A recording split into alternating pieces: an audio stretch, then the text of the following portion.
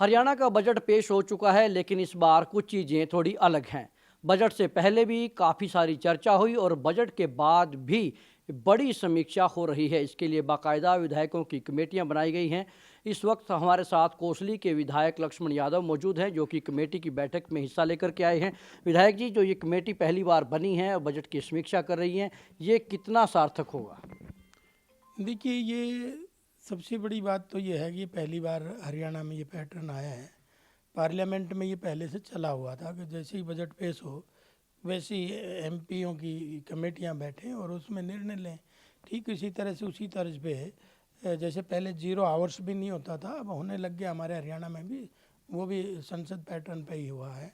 तो एक तो ये एक हर विभागीय जानकारी आ जाती है, उसका एक तो सबसे बड़ा लाभ तो ये है। दूसरा ये है कि बजट जस्टिफाई कहाँ कहाँ किस किस हेड में होना है, वो जस्टिफिकेशन आ जाती है। तीसरा ये है कि भाई आपका टारगेट ये है और आपने ये अचीव करना है, तो उसकी जानकारियाँ पूरी कमेटियों को, प्रतिनिधियों को, जनप्रतिनिधियों को आ जाती है। एक व्यवहारिक ज्ञान के आधार पे वो अपने सुझाव इस कमेटियों में दे सकते हैं। क्या कमेटियों के पास कोई ऐसी पावर भी है जो समीक्षा के दौरान आपको लगे कि कोई न कोई हेड में पैसा ज़्यादा है या थोड़ा है, उसमें कुछ बदलाव करने की ज़रूरत है? क्या ऐसी कोई पावर है? नहीं, पावर देखिए, पावर तो एक कमेटी डिसाइड करती है।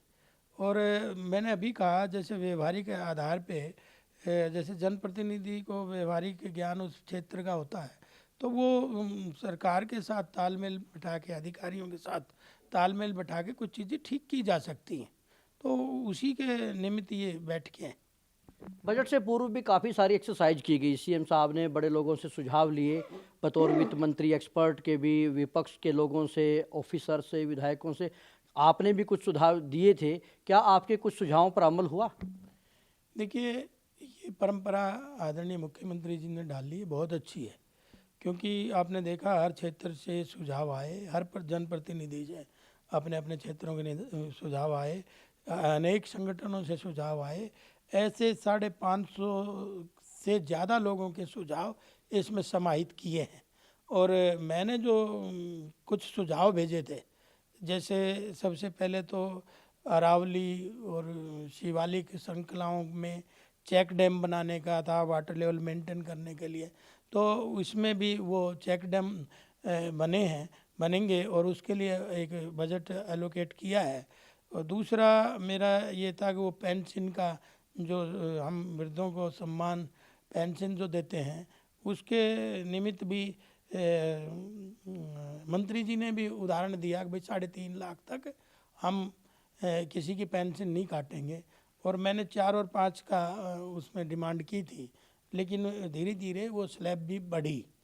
तीसरा एक वाटर रिचार्ज का हो गया। वाटर रिचार्ज के लिए भी जो मैंने अभी बताया ना, चेक डैम के माध्यम से, तो चेक डैम के माध्यम से जैसे हमारे यहाँ 600 फीट गहरा पानी है, तो चेक डैम के माध्यम से हम बारिश का पानी इकट्ठा वहाँ हो और बारिश में खेती भी खराब ना हो, और वो पानी से वहाँ का पर्यावरण भी शुद्ध हो, पेड़ पौधों में जाएगा, तो वो भी क्षेत्र जो आज सूखा है वो भी, उसका वातावरण भी अच्छा होगा और हरियालीपूर्ण होगा, और उसी से एटमॉस्फेयर पे फर्क पड़ेगा और खेती पे भी फर्क पड़ेगा और जल स्तर पे भी फर्क पड़ेगा।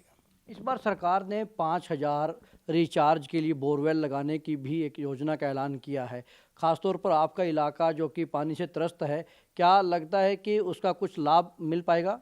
निश्चित तौर पे उसका लाभ मिल पाएगा। जब बोरवेल होंगे वो वाटर को मेंटेन करने के लिए ही है। कहीं ज़्यादा अगर पानी की क्षमता ज़्यादा है तो उनको नहरों में छोड़ के और आगे टेल तक पानी पहुंचाने का जो सपना है वो अभी भी पहुंच रहा है, लेकिन उतनी और ज़्यादा मात्रा में वो पहुंचे।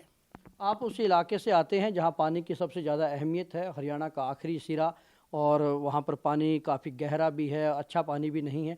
नहरी पानी के ऊपर निर्भरता यदि हो जाए तो काफ़ी उनके लिए अच्छा रहेगा। लेकिन इस बार के बजट में एसवाईएल का जिक्र नहीं है।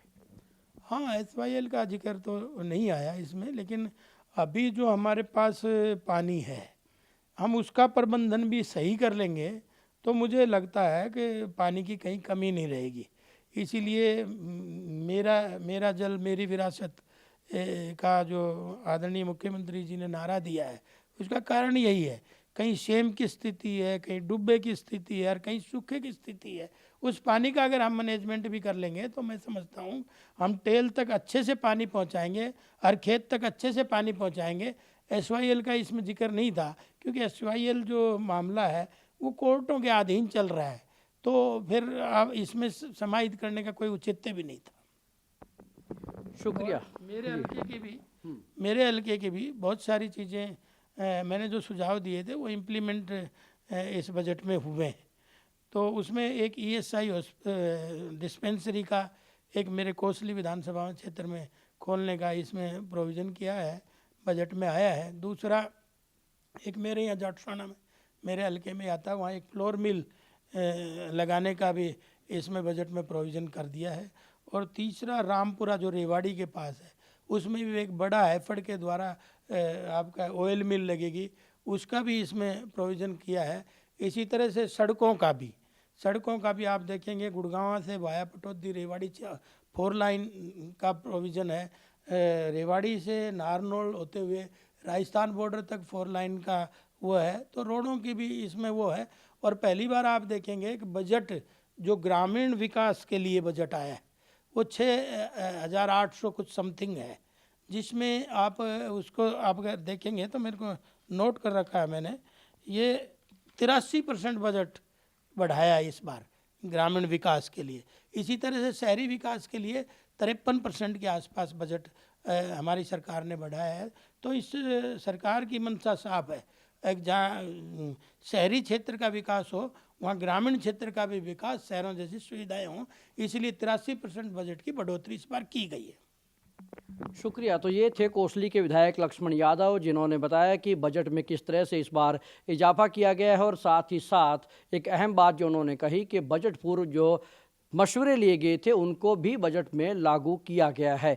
चाहे वो उनका एक सुझाव था कि चेक डैम बनाए जाएं, उसका बजट में प्रावधान किया गया है। पेंशन की स्लैब का भी बढ़ोतरी की गई है। और इसके अलावा उनके कोसली इलाके को भी कई उपहार इस बजट में मिले हैं। तो लिहाजा लक्ष्मण यादव काफ़ी खुश नज़र आ रहे हैं।